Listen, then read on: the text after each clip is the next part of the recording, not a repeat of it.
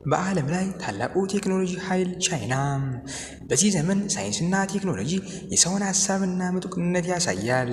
ሆኖም በቻይና ውስጥ የተጀመረው አዲስ ፈጠራ ዓለምን እያነጋገረ ይገኛል። እንዴት ቻይና የሰው ልጅ በማሽን ውስጥ ታስፈለፍላለች? ሕይወት በቴክኖሎጂ ሊፈጠር ይችላልን? ይህን አብረን እንመለከተዋለን። እንደዚህ አይነት ቁም ነገር አዘልና አዝናኝ መረጃዎች እንዲደርሳችሁ ላይክ፣ ሼር፣ ሰብስክራይብ በማድረግ ቤተሰብ እንዲሆኑ እንጋብዛችኋለን።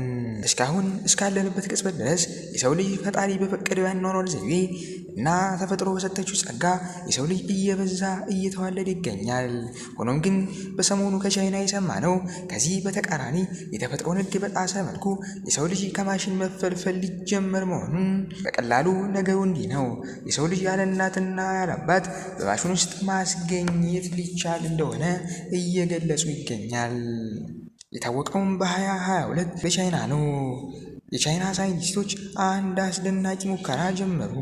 ይህም ሙከራ የሴት ልጅ ማህፀን በሮቦቲክስ ማህፀን መቀየር ወይም ያለ ሴት ልጅ ጣልቃ ገብነት የሰው ልጅ ሙሉ በሙሉ በሮቦቲክስ እንዲፈለፈል የሚያስችል ግኝት ነው።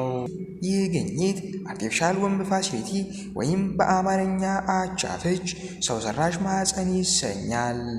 ይህ ማሽን በውስጡ ውሃ፣ ኦክሲጂን፣ መቀበያ፣ የምግብ ንጥረ ነገር እና የደም ዝውውር አማራጭ ያለው ሲሆን በመጀመሪያ የተሞከረውም በእንስሳት መሆኑና ውጤታማ እንደነበር ይገለጻል። የዛሬው ቪዲዮ ይህንን ይመስላል። ላይክ፣ ሼር፣ ሰብስክራይብ በማድረግ ቤተሰብ እንዲሆኑ እንጋብዞታለን። በቀጣይ ቪዲዮ እስክንገናኝ ሰላም።